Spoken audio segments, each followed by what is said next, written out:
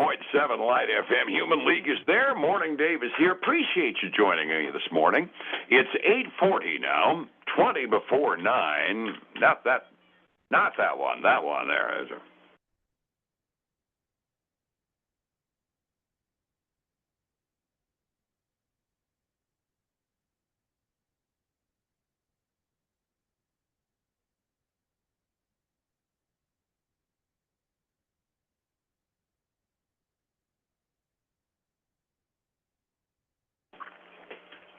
Absolutely. It's 8:41. Time to check in on your money and find out what's doing on Wall Street today.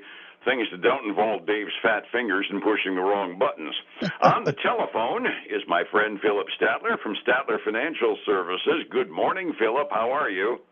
Hey, good morning, Dave. I'm doing well. It's a lot of dead air on my end, though, but I don't know what buttons you're pushing over there. Let's see. As long as my voice is going through, I'll bet I'm not sending the audio down the phone. I pushed the wrong button. We played Reveille originally instead of our usual introduction. Fat fingers is my excuse.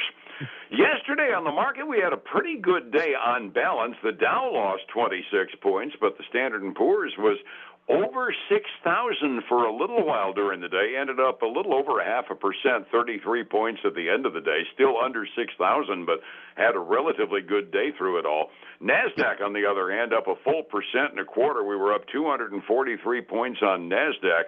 I'm kind of thinking maybe some of our fear and our absence of the Santa Claus rally might be taking a break for a while, huh?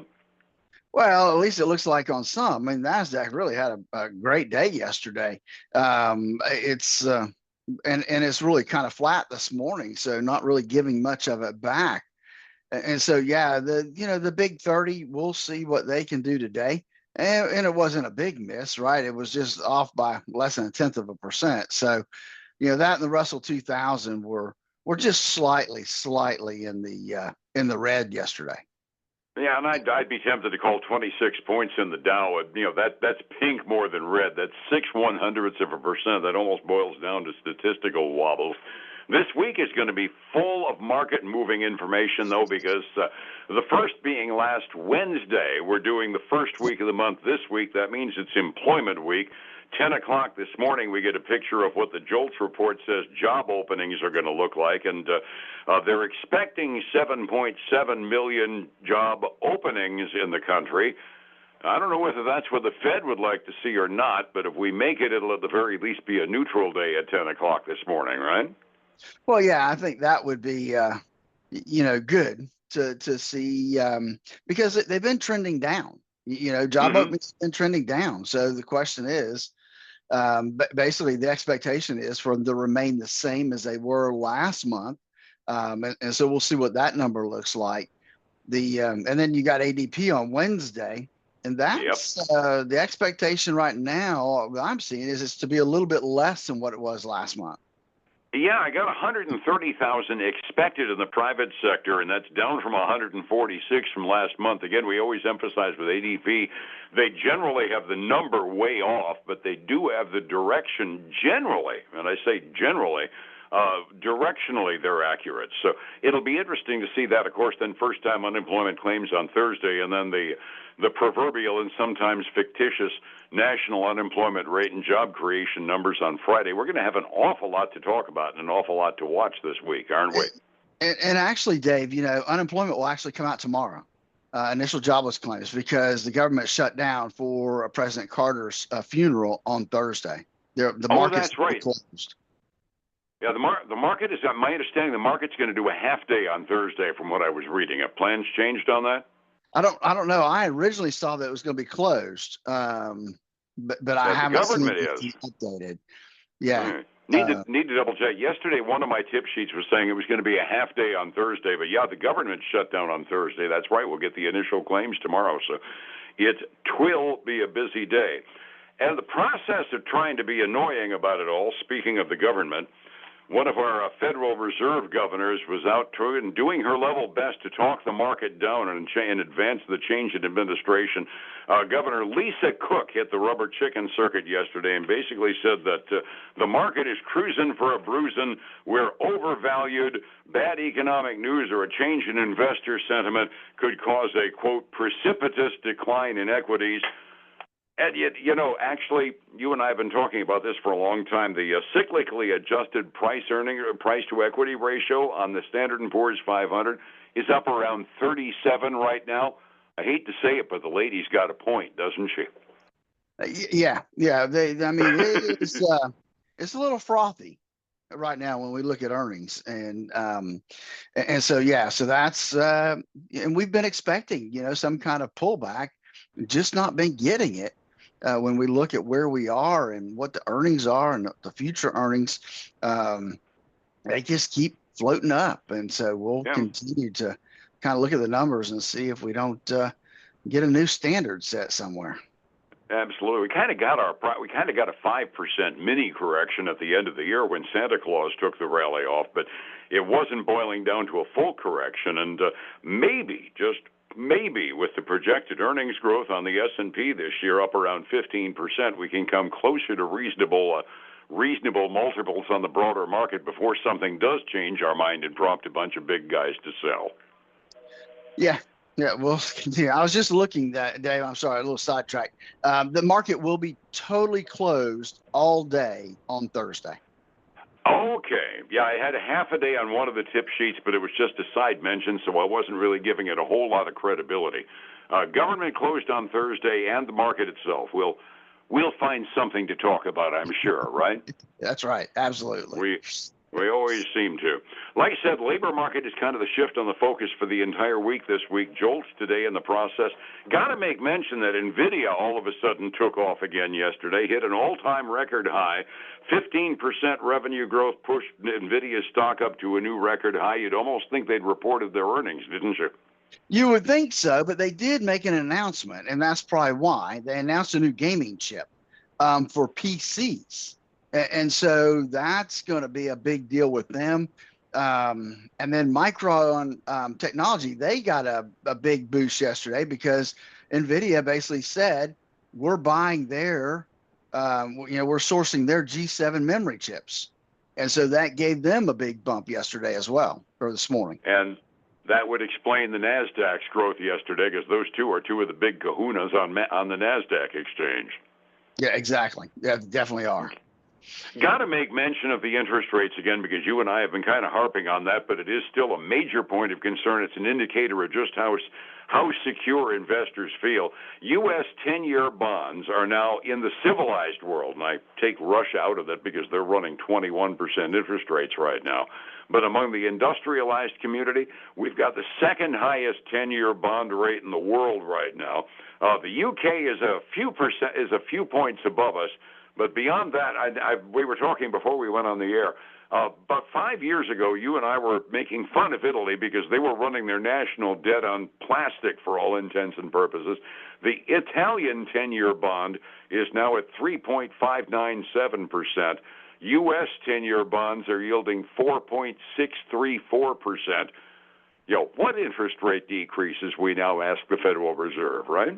Yeah, we're not seeing it. They're the banks are getting their lending rates drop by a little bit. That's what the Fed does. But we're not seeing it on the Treasury side at all, which is more instrumental in mortgage rates. When we look at the 30-year Treasuries at 4.85% right now, which means mortgage rates are on the increase and not the decline, unfortunately. Yes, hello to 7% mortgages again, which absolutely nobody is looking favorably on. Well, that's right. That's going to really put pressure on the real estate market. Absolutely. It needs to be brought out that the correlation isn't an arithmetically direct correlation with the federal 30-year yield, but it definitely shows the direction. And, we've been inching closer and closer to 7% mortgages for the last few weeks, and the uptick on the bond yields isn't going to help that one tiny little bit. Other tidbits going on today. This is mostly on the lighter side stuff. I've been making fun for about 2 years now. All you need to do is put the word AI into your corporate report, and you can count on an increase in your stock price. Samsung has now announced an AI refrigerator. AI refrigerator. Okay. Yep. Yeah. Eventually, your refrigerator is going to talk to you and say, Philip, your beer is supposed to be at 42.5 degrees. I noticed it's at 44. I'm going to turn it down a little bit. That's just crazy. And I can't understand what you need AI in a refrigerator for. I do not want to have a conversation with my washing machine or my refrigerator. Thank you. Just shut up, wash my clothes, and chill my beer. That's all I want. Any tidbits that you've noticed this morning? I haven't really noticed much out there when I was kind of grazing through to see if there was any earnings coming up. I know that Uber technology, they got a little bump this morning, announced that it's partnered with the artificial intelligence chip maker to develop some AI-powered autonomous driving technology again. So that's kind of become the forefront again with Uber and some of the other technologies out there. So there was a Tech Bro story that I read this morning that I neglected to mention, but it brings it to mind. I don't remember which ride share he was in, but he took one of those driverless ride shares to the airport. The car just circled around the airport for a solid hour until he finally got a hold of the company on his cell phone and got him to get the darn thing to park. Wouldn't stop and let him out, huh? Wouldn't let him out. Just drove around the airport for an hour, and he couldn't get the thing to stop, so he finally called the company, and on remote control, they finally got it to pull up and let the poor dude out. The poetic license to it is he was a high-tech bro, so it just, kismet is just a wonderful thing sometimes, isn't it? It is. It is. Funny. Inflation. Germany has been fighting inflation. They came out and corrected their number for December. I don't know what the original number was, but the new number is higher than what it was. It's 2.8%. The original expectation was for it to be around 2.6%. So Germany, along with us, is still fighting the issue of trying to get inflation under control. Mm-hmm. I had that item yesterday that Germany's inflation was worse than they expected. It's not just us. It needs to be reminded that we're an interlinked world economy, and the problems we've got pretty much go across the pond as well, don't they? They do. Yeah, it's like right now, it seems like it's worldwide inflation. Absolutely. Resetting the table, the broader markets were generally up yesterday. The blue chips on the Dow and the small stocks on the Russell were off fractionally. 45 minutes before we open this morning, Philip, what are we looking at? Got some green ink this morning, Dave, as we start out. The Dow's up almost 0.3%. The S&P 500 is up a little over 0.2%. The NASDAQ 100 is not quite up 0.1% right now. So, but everything's in green ink on that side. On the other side, we've got silver up almost 1.2%, not quite, but trying to bump its nose on $31 an ounce. Gold's up 1%, $2,675 an ounce. Crude oil up 0.6, Dave. It is just trying to get to 75. It's at $74.04 a barrel. Man, we need to start pushing that thing down the other direction. Yeah, it wouldn't hurt my feelings a bit. That's actually a little off from what it was yesterday morning at this time. So believe it or not, I'm actually relieved, which is really hard to swallow.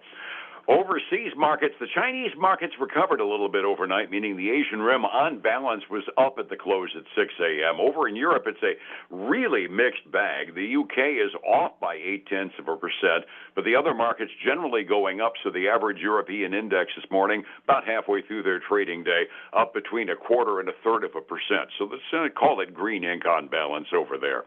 Getting my retirement together takes a plan, and it takes getting rid of the risk in my portfolio as I get older. How do I find you to do that? Hey, that's why I created the Core Retirement Design, to help people design that retirement they always dreamed of. Give us a call at 863-382-0037 to schedule your core retirement analysis. And then join us this weekend for the Statler Financial Radio Show, 6 a.m. and noon on Saturday, 10 a.m. Sunday morning on Highlands News Talk, 7:30 a.m. and 95.3 FM. And in the interim, you can go talk to your refrigerator until we get back tomorrow morning. Fair enough? Fair enough, buddy. See you then, my friend. Have a good day. It's You too. 105.7 Light FM and Statler Financial Services, Phillip Statler.